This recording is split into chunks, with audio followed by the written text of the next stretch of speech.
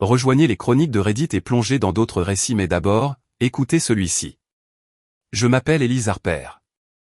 J'ai 33 ans et je travaille dans la planification des coûts de construction, ce qui signifie que je passe la majeure partie de ma vie à repérer des erreurs coûteuses avant qu'elles ne se transforment en béton et en acier. Je remarque les petits détails. Un chiffre qui n'a pas sa place, une pause qui dure trop longtemps, un regard que les gens pensaient avoir caché. C'est probablement la raison pour laquelle la première chose que j'ai remarquée cet après-midi-là n'était pas l'inconnu avec l'appareil photo. C'étaient les mains de mon père. Il était assis sur le porche de la maison du lac à 250 000 $ que j'avais construite pour mes parents, et ses mains tremblaient si fort qu'il les avait glissées sous ses bras comme s'il essayait de se cacher la vérité à lui-même.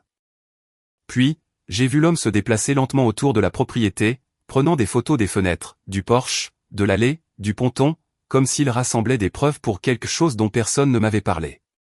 Je suis sorti de ma voiture et j'ai demandé ce qui se passait. Mon père refusait de me regarder.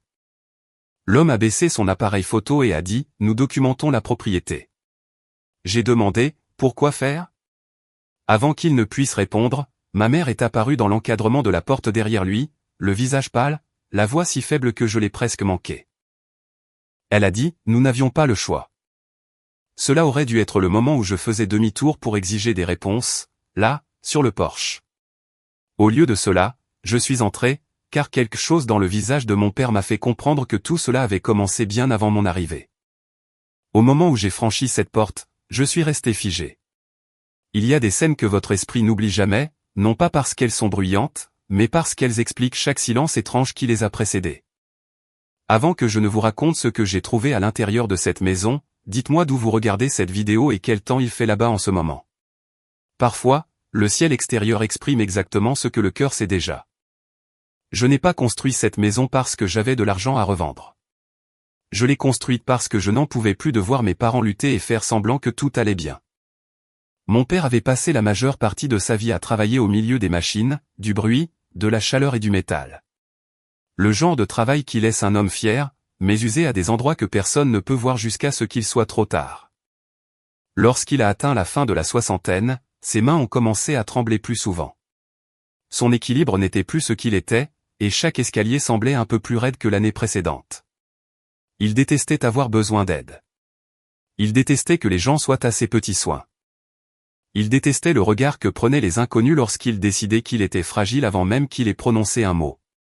Ma mère portait sur ses épaules bien plus que ce que quiconque remarquait.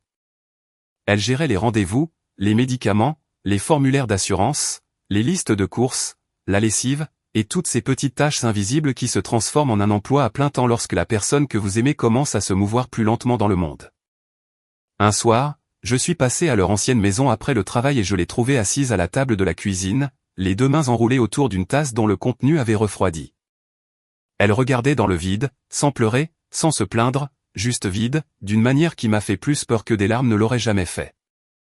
Quand elle m'a vu, elle s'est redressée et a souri comme le font les mères lorsqu'elles pensent que faire semblant fait partie de la protection de leurs enfants. Mais j'ai quand même vu la vérité. Je l'ai vue dans la façon dont elle s'est levée prudemment, dans la façon dont mon père a fait semblant de ne pas chercher le mur pour s'appuyer lorsqu'il a traversé la pièce. Dans la façon dont ils avaient tous les deux commencé à rétrécir leur vie pour l'adapter à ce que son corps ne pouvait plus faire. Je suis rentré chez moi ce soir-là et je me suis assise au comptoir de ma cuisine, mon ordinateur portable ouvert, à regarder des chiffres jusqu'à ce qu'ils cessent d'être des chiffres et commencent à devenir une décision. Je n'avais pas besoin d'un appartement plus grand. Je n'avais pas besoin de vacances. Je n'avais pas besoin d'une plus belle voiture. Ce dont j'avais besoin, c'était de construire quelque chose qui leur donne à nouveau de l'espace pour respirer. J'ai trouvé un terrain près du lac Geneva dans le Wisconsin, calme mais pas isolé, assez proche de la ville pour les courses et les médecins, assez éloigné de la circulation pour entendre l'eau la nuit. Je l'ai acheté.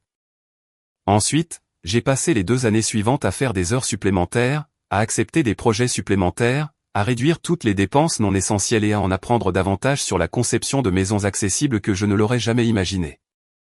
J'ai pensé chaque mètre carré autour de la dignité. Des portes larges, une entrée de plein pied, une douche sans seuil, des plans de travail que ma mère pouvait utiliser sans se faire mal au dos, des étagères qui descendaient au lieu de l'obliger à grimper, des lumières à détecteur de mouvement le long des chemins. et une pente douce menant jusqu'à un ponton où mon père pourrait se tenir debout et regarder l'eau sans avoir l'impression que le monde s'était refermé sur lui. Je ne leur ai pas dit combien de nuits je me suis endormi sur le canapé avec des feuilles de calcul ouvertes sur la poitrine. Je ne leur ai pas dit combien de fois j'ai failli abandonner lorsque les coûts ont augmenté, qu'un entrepreneur a pris du retard ou que ma propre vie a commencé à ressembler à une salle d'attente que je ne quittais jamais.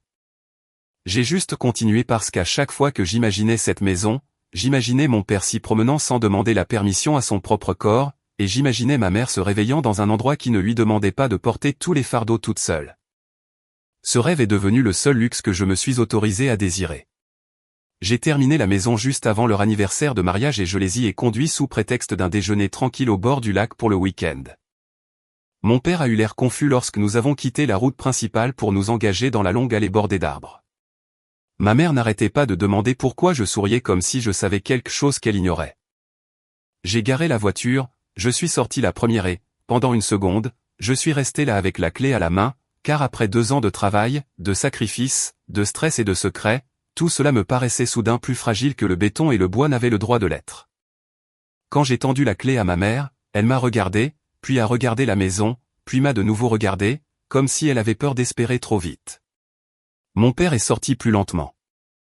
Il a observé le porche, la large entrée principale, la pente douce de l'allée, la ligne de toit basse, les fenêtres donnant sur l'eau, puis il m'a regardé avec une expression étrange que je n'arrive toujours pas à décrire complètement. C'était de la surprise, de la gratitude, de la confusion et un déchirement, tout cela mélangé. Comme s'il avait compris d'un coup ce qu'était cet endroit et ce qu'il m'en avait coûté pour le construire. Ma mère a ouvert la porte d'entrée et a laissé échapper un son que je ne lui avais jamais entendu faire, quelque chose entre un rire et un sanglot. Mon père est entré sans rien dire. Il a traversé le salon lentement, regardant les grands espaces entre les meubles, les passages faciles d'une pièce à l'autre, la cuisine agencée de manière à ce que rien ne demande d'effort, et la salle de bain conçue en gardant la dignité à l'esprit plutôt que la pitié. Il a passé une main tremblante le long du mur du couloir, comme pour confirmer que la maison était réelle. Puis il a continué, traversant la porte arrière pour rejoindre le porche face au lac. Il a emprunté le chemin un pas prudent à la fois. Je suis resté derrière lui, mais pas trop près. Je n'avais pas construit ce chemin pour que quelqu'un plane au-dessus de lui pendant qu'il l'utilisait. Je l'avais construit pour qu'il puisse l'emprunter par lui-même. Lorsqu'il a atteint le ponton, il s'est arrêté et a regardé l'eau. Le lac était calme ce jour-là, presque argenté, et la brise était si légère qu'elle effleurait à peine la surface. Reniflement, il est resté là assez longtemps pour que je pense qu'il m'avait peut-être oublié derrière lui. Puis il a levé une main, s'est essuyé le visage, et a continué à regarder devant lui. Ma mère s'est approchée et a tenu mon bras. Elle a murmuré, « Tu lui as rendu quelque chose. » La vérité, c'est que j'avais voulu leur rendre quelque chose à tous les deux. La paix pour elle, l'indépendance pour lui, un endroit où aucun des deux n'avait à sentir que la vie se rétrécissait autour de moi après moi. Ils ont emménagé 2 semaines plus tard, et ces premiers mois ont été les plus heureux que j'ai vus chez eux depuis des années.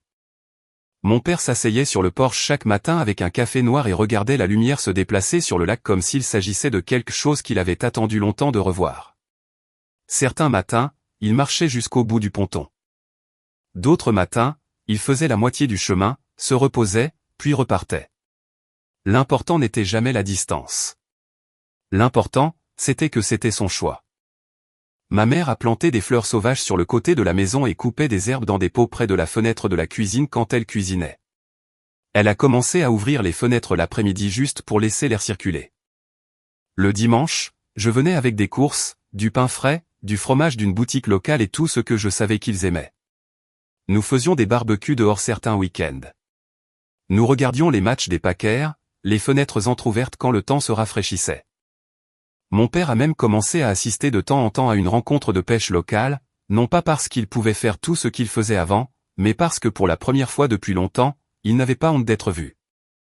Il avait une maison qui lui correspondait au lieu de l'obliger à s'excuser pour ce que l'âge lui avait enlevé. Ma mère a commencé à rire davantage, de petits rires au début, puis de vrais rires, le genre qui vous dit qu'une personne a encore assez d'énergie pour ressentir autre chose que de l'inquiétude. Les observer là-bas a aussi changé quelque chose en moi. Cela a rendu tous les sacrifices légers. Cela a donné un sens aux années que j'avais passées à dire non à tout le reste. J'ai commencé à croire que notre famille avait enfin trouvé un terrain stable.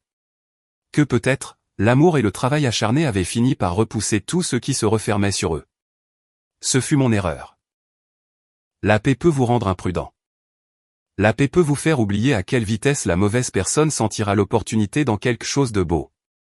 Le premier signe que des ennuis approchaient a été un appel téléphonique de ma mère disant que mon frère avait décidé de venir séjourner un moment. Elle essayait d'avoir l'air désinvolte en le disant. Mais même là, quelque chose dans sa voix semblait trop prudent. Comme si elle se préparait déjà à une issue qu'elle ne voulait pas nommer. Mon frère vivait au Texas depuis des années. Il était plus âgé que moi, plus bruyant que moi, et meilleur que moi pour donner l'impression que chaque pièce l'avait attendu. En grandissant, il était le genre de personne que les gens qualifiaient de charmant parce que cela sonnait mieux que manipulateur. Il pouvait convaincre un professeur de modifier une date limite, une petite amie de pardonner quelque chose qu'elle n'aurait pas dû pardonner, et un inconnu de croire qu'il était l'homme le plus intelligent de la pièce avant même d'avoir fait quoi que ce soit pour le prouver. Adulte, il est passé d'une idée ambitieuse à une autre. Chaque fois que j'avais de ses nouvelles, il lançait quelque chose, développait quelque chose, restructurait quelque chose ou se trouvait au bord d'une percée qui, d'une manière ou d'une autre, n'arrivait jamais. Il avait toujours un argumentaire. Il avait toujours une explication. Il avait toujours une raison pour laquelle le dernier échec n'en était pas vraiment un, juste une étape temporaire avant la prochaine grande victoire. Il a débarqué à la maison du lac avec une valise, un sac de voyage de marque, des lunettes de soleil hors de prix et le genre de sourire qui signifiait toujours qu'il voulait quelque chose qu'il n'avait pas encore formulé. Au début, rien de ce qu'il a fait n'était ouvertement répréhensible. C'est ce qui le rendait dangereux. Il a rentré les courses de la voiture sans qu'on le lui demande. Il a réparé une charnière desserrée sur la moustiquaire de la porte du Porsche. Il a complimenté la cuisine de ma mère comme s'il était soudain devenu sentimental à propos des dîners en famille. Il a demandé à mon père comment il se sentait avec juste assez d'inquiétude pour passer pour un bon fils essayant de renouer les liens. Si je n'étais venu que pour un après-midi, j'aurais pu croire que ce n'était que cela. Mais je connais les schémas comportementaux. Et les schémas disent la vérité bien avant les gens. Il a commencé par des questions qui semblaient pratiques, presque affectueuses si l'on n'y prêtait pas attention. Cet endroit est-il difficile à entretenir en hiver? À quelle fréquence les médecins viennent-ils jusqu'ici? Que se passe-t-il si papa tombe près du ponton et que maman ne peut pas l'atteindre à temps? Est-ce que reniflement l'assurance couvre assez si son état s'aggrave? À combien s'élèvent les impôts fonciers pour un endroit comme celui-ci maintenant? Avez-vous déjà pensé à quel point la vie pourrait être plus facile dans une communauté conçue pour la retraite?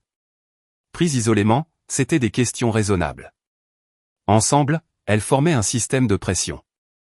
Il ne poussait jamais trop fort à un moment donné, car il comprenait que la vraie manipulation fonctionne mieux par couches. Il se contentait d'introduire la même idée sous différents angles jusqu'à ce que cela cesse de ressembler à son inquiétude pour commencer à ressembler à leur propre peur. La maison était belle, mais peut-être était-ce trop. L'emplacement était paisible, mais peut-être était-ce trop loin. Le chemin vers le ponton était sûr, mais peut-être que la sécurité n'était pas suffisante. Il disait tout avec le ton de quelqu'un qui reconnaît à contre-cœur des vérités difficiles, ce qui rendait la chose plus compliquée à contester sans paraître émotionnel. Mon père a cessé d'y descendre tous les jours après la première semaine de séjour de mon frère. Il s'asseyait toujours sur le porche avec son café, mais il regardait l'eau de loin plus souvent qu'il ne marchait vers elle. Ma mère est devenue plus silencieuse. Je voyais qu'elle avait commencé à porter ses mots en elle, même lorsqu'il n'était pas dans la pièce. Il lui a montré des articles sur des résidences pour retraités sans entretien. Il a mentionné à quel point il serait agréable pour eux d'être plus proches de la famille, ce qui signifiait lui, même si je vivais dans le même état et que je venais tous les week-ends sans faute. Il parlait de commodité comme d'une sagesse et de dépendance comme d'une maturité. Un soir, au dîner, il a utilisé le terme de « redimensionnement », et j'ai failli rire tellement cela ressemblait à un vendeur essayant de faire passer un vol pour une faveur. Mon père n'a pas dit grand-chose. Cela m'a plus inquiété que s'il s'était disputé. Le silence chez un homme fier peut signifier qu'il réfléchit, mais cela peut aussi signifier qu'il est fatigué de défendre son droit d'exister tel qu'il est. J'ai observé mon frère attentivement après cela. Il prenait des appels téléphoniques à l'extérieur. Il gardait son ordinateur portable orienté de façon à ce que personne ne puisse le voir. Il a posé à ma mère de vagues questions sur les dépenses mensuelles, les impôts, les factures d'énergie, le renouvellement des assurances et les coûts de réparation, puis a fait semblant que ce n'était que de la curiosité. Quand je le contestais légèrement, il souriait et disait que j'interprétais trop les choses.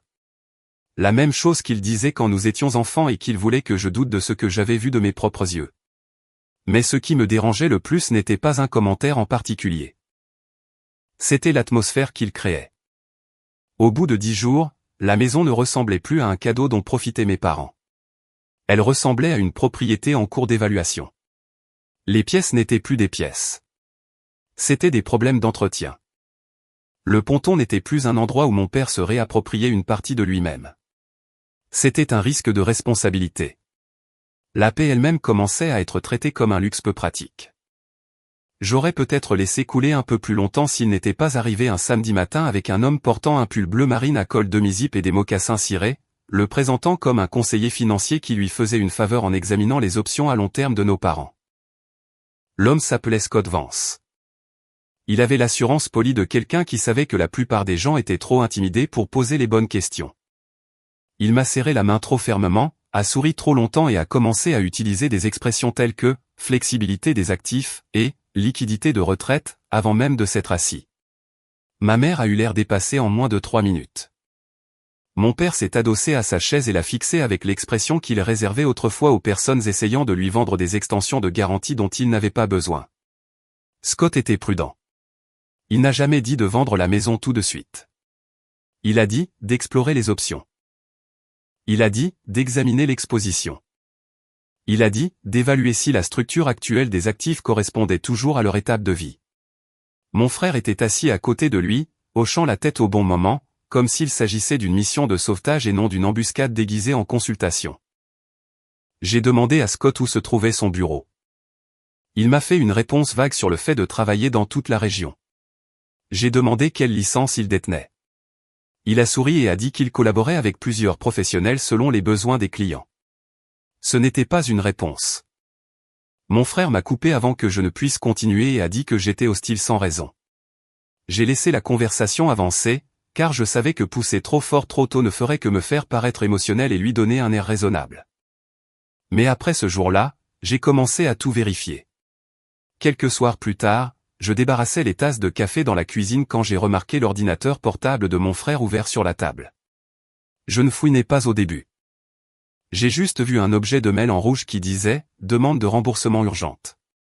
Puis un autre venant d'un cabinet d'avocats. Puis un autre d'un prêteur que je connaissais grâce à un dossier de financement d'entreprise au travail. Au moment où j'ai réalisé ce que je regardais, j'ai arrêté de faire semblant qu'il pouvait y avoir une explication innocente. Il se noyait. Il y avait des garanties personnelles, des billets à ordre en souffrance, des cartes de crédit poussées au-delà de leurs limites, et un message d'un investisseur utilisant l'expression « dernière opportunité avant litige ». Mon frère ne rendait pas visite pour aider nos parents à planifier l'avenir. Il regardait leur maison comme un canot de sauvetage avec leur nom dessus et ses dettes en dessous. Le soir même, j'ai fait des recherches sur Scott Vance. Pas de profil de conseiller propre, pas de présence publique appropriée qui corresponde à l'autorité qu'il projetait. Ce que j'ai trouvé, ce sont des liens vagues avec des agences immobilières locales, une page de consultant avec presque aucun détail, et un enregistrement d'entreprise qui avait été mis à jour plus d'une fois d'une manière qui ne m'inspirait pas confiance. Il n'était pas là en tant que conseiller impartial. Il était là pour faire avancer un processus tout en maintenant tout le monde dans la confusion sur la nature réelle de ce processus. Au cours des jours suivants, la pression a augmenté. Ma mère a mentionné que Scott avait dit qu'une évaluation de la propriété pourrait les aider à prendre des décisions éclairées. Mon père a dit que mon frère avait laissé des brochures sur le comptoir concernant une vie plus facile et un entretien réduit. Un après-midi, je suis arrivé et j'ai trouvé un dossier sur la table avec des titres comme « Résumé de la position sur le marché » et « Recettes projetées ». Lorsque mon père a tendu la main pour le prendre, mon frère l'a pris en premier et a commencé à expliquer comme si le vieil homme était un spectateur de sa propre vie. C'est à ce moment-là que le visage de mon père a changé d'une manière que je n'oublierai jamais. Pas de la colère. Quelque chose de plus triste que ça. Le regard d'un homme qui réalise que la personne qui parle à sa place pense que sa faiblesse s'est déjà transformée en permission. J'ai pris mon frère à part ce soir-là et je lui ai demandé clairement s'il essayait de vendre la maison. Reniflement, il a ri une fois et a dit que personne ne faisait rien de dramatique. Il a dit qu'ils étaient réalistes. Il a dit que j'étais trop attaché émotionnellement parce que j'avais construit l'endroit et que je ne pouvais pas accepter qu'il puisse ne pas être pratique pour toujours. Je lui ai demandé si le pratique était un autre mot pour rentable. Son sourire a disparu pendant une demi-seconde avant de réapparaître. Cela m'a tout dit. Je suis rentré chez moi furieuse et je n'ai pas pu dormir. Le lendemain matin, ma mère m'a appelé avant 9 heures. Sa voix était tremblante. Elle m'a dit que des gens passaient pour voir la propriété et que je devrais peut-être venir si je le pouvais. Je n'ai pas posé de questions. J'étais déjà en train d'attraper mes clés avant qu'elle n'ait fini sa phrase. Au moment où j'ai tourné dans l'allée, je savais que l'on était passé de la discussion à l'action. Ce que je ne savais pas, c'était jusqu'à quel point. La vue de mon père sur le porche m'a frappé en premier. Il était assis penché en avant, les coudes sur les genoux, les mains cachées sous les bras comme s'il essayait de les empêcher de le trahir. Il y avait un homme marchant lentement autour de la maison avec un appareil photo et un porte-bloc, prenant des photos des fenêtres avant, du jardin latéral, du chemin vers le lac, de la rambarde du porche, de la vue arrière depuis la terrasse. De chaque angle qui rendrait l'endroit désirable pour un acheteur. J'ai demandé ce qui se passait et quand mon père n'a pas répondu, j'ai senti un froid me traverser. Le photographe a dit qu'il documentait la propriété. J'ai demandé pourquoi faire. Ma mère est apparue dans l'encadrement de la porte et a dit qu'il n'avait pas le choix. Je ne me suis pas arrêté pour me disputer dehors parce que je voyais déjà par la fenêtre de la cuisine qu'il y avait des papiers étalés sur la table. Je suis entré et j'ai trouvé mon frère assis à côté de Scott Vance comme s'il concluait une affaire qu'ils avaient tout à fait le droit de conclure. Il y avait un mandat de vente sur la table, une analyse comparative de marché, une feuille estimant le produit net après la vente, un récapitulatif imprimé des frais de déménagement, des brochures pour 2 complexes de résidence pour seniors, et dans le coin du salon.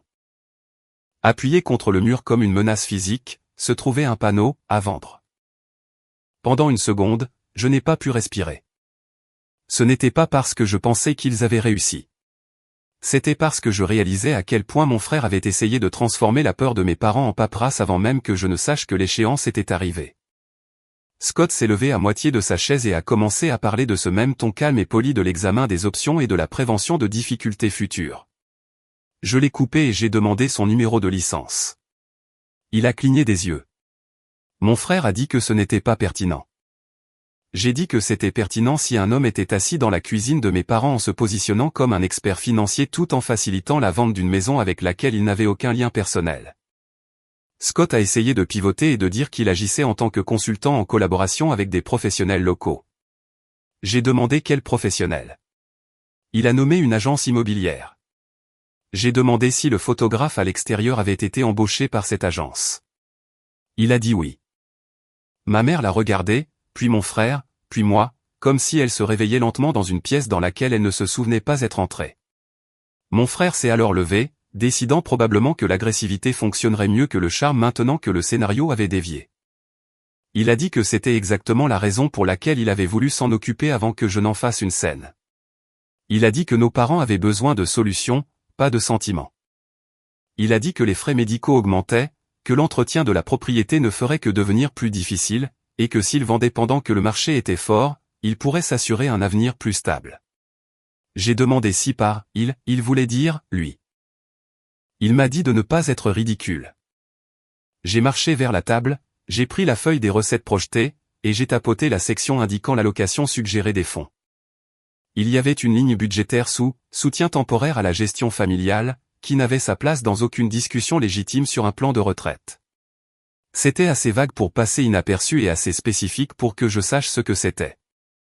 Un pont, un entonnoir, un endroit doux pour déplacer de l'argent sans nommer la personne qui attend de l'attraper. J'ai regardé mon frère et j'ai demandé si c'était censé couvrir son procès avec l'investisseur ou la garantie personnelle sur son entreprise en faillite. Ma mère a halté. Scott est resté complètement immobile. Le visage de mon frère a perdu toute couleur d'un coup. Il a dit que je n'avais pas le droit de fouiller dans ses informations privées.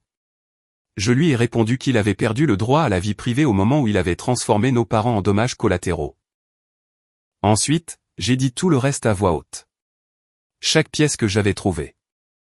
Les avis de défaut de paiement, les cartes de crédit, la menace de litige, l'investisseur exigeant le remboursement. Le fait que Scott n'était pas là pour protéger 2 parents vieillissants mais pour aider à transformer une maison du lac en argent liquide avant que la vie de mon frère ne s'effondre complètement.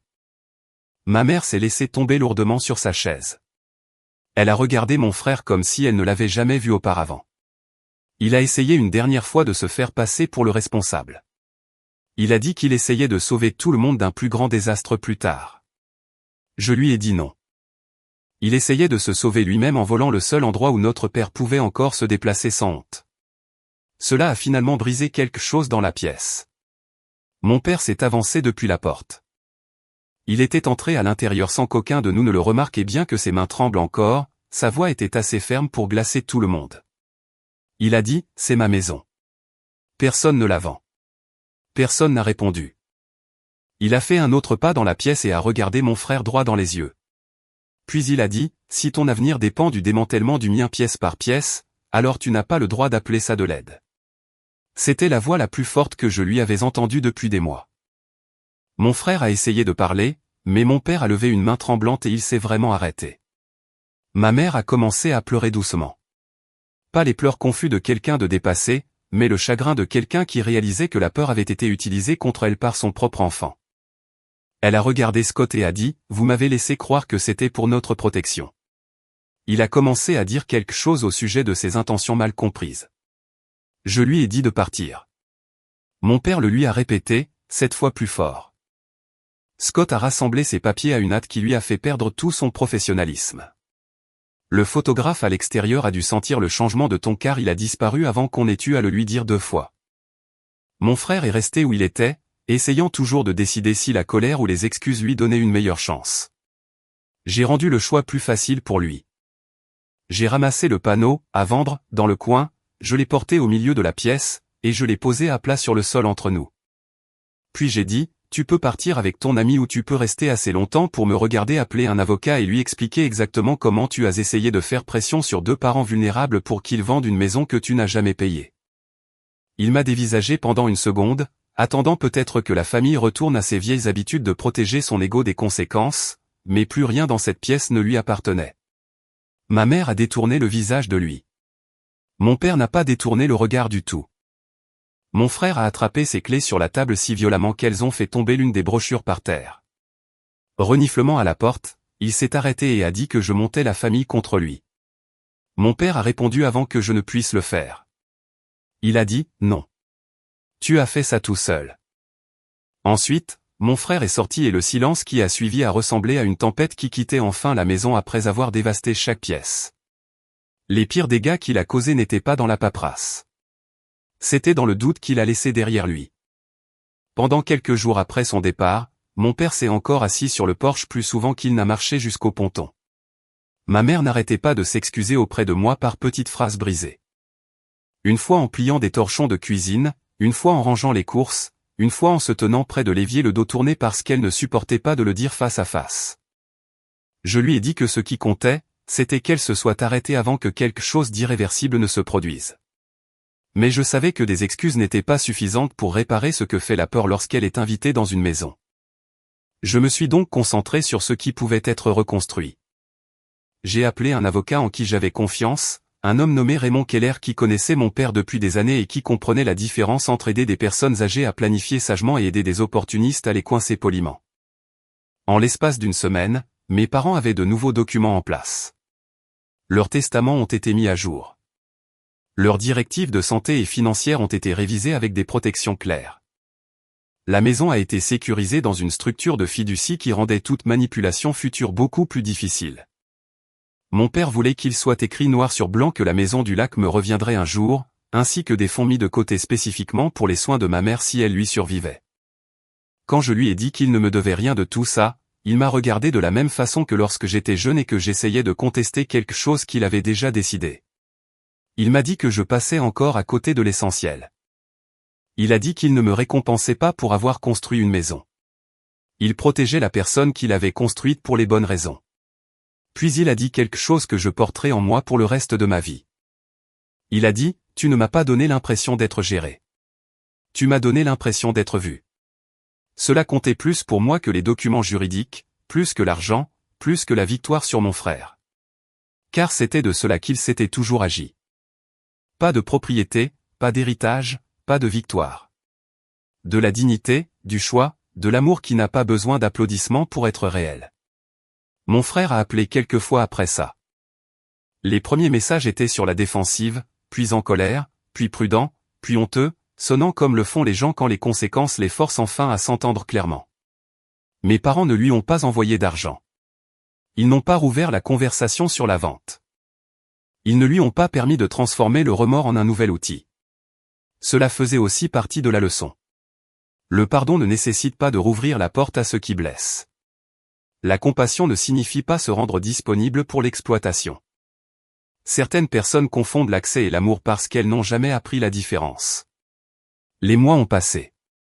Le printemps s'est adouci en été. Mon père a recommencé à marcher jusqu'au ponton tous les matins, non pas parce que le monde était devenu moins dangereux, mais parce que la peur n'avait plus le droit de dicter sa vie. Le sourire de ma mère est revenu par bribes, puis tout d'un coup. Nous sommes revenus au café sur le porche, au dîner au barbecue, aux soirées tranquilles au bord de l'eau et au genre de silence qui semble guéri plutôt que tendu. Parfois, je me surprends encore à regarder vers l'allée avec une petite tension intérieure, celle qu'on développe après une trahison. Mais ensuite, je vois mon père descendre ce chemin dans la lumière matinale, lent, chancelant et fier. Et je me rappelle pourquoi chaque choix difficile valait la peine d'être fait. Les gens pensent que protéger quelqu'un, c'est prendre le contrôle. Parfois reniflement cela signifie le contraire. Parfois, cela signifie créer les conditions qui leur permettent de rester eux-mêmes le plus longtemps possible. C'est la leçon que je tire de tout cela. La personne la plus bruyante d'une famille n'est pas toujours celle qui aime le plus profondément. La personne la plus utile n'est pas toujours celle qui fait des discours sur la responsabilité. Le véritable amour se manifeste souvent dans le silence. Il ressemble au fait de remarquer ce dont quelqu'un a besoin avant qu'il ne soit trop humilié pour le demander. Il ressemble au fait de se tenir entre eux et quiconque voudrait transformer leur vulnérabilité en moyen de pression. Il ressemble au fait de dire la vérité lorsque les mensonges sont habillés pour paraître sensés. Et il ressemble au fait de comprendre que les aînés n'ont pas seulement besoin de soins, ils ont besoin de respect. Ils ont besoin de choix. Ils ont besoin du droit de rester humains dans un monde qui s'empresse de traiter la faiblesse comme une capitulation. Mon frère pensait que la maison était un actif qui attendait d'être liquidé. Je savais qu'il en était autrement. C'était la preuve que le sacrifice peut être transformé en refuge et que l'avidité, peu importe la prudence avec laquelle elle se présente, laisse toujours la même empreinte hideuse lorsqu'elle pénètre dans un foyer. Si cette histoire a un sens, j'espère qu'elle rappellera aux gens de prêter attention à ceux qui sont silencieux, ceux qui sont fatigués, ceux qui sont trop aimants ou trop confiants pour réaliser qu'ils sont en train de se faire coincer. Protéger sa famille n'est pas toujours dramatique. Parfois, ce sont des formalités administratives. Parfois, c'est une question de timing. Parfois, c'est une personne qui entre dans une pièce exactement au bon moment et qui refuse de laisser l'amour être vendu pour des raisons de commodité. Et chaque soir, lorsque la lumière du porche s'allume et que mon père regarde ce lac depuis la maison que j'ai construite, je sais au moins que ceci est vrai. Les personnes qui ont vraiment leur place dans votre vie sont celles qui vous aident à garder pied, pas celles qui attendent que vous le perdiez.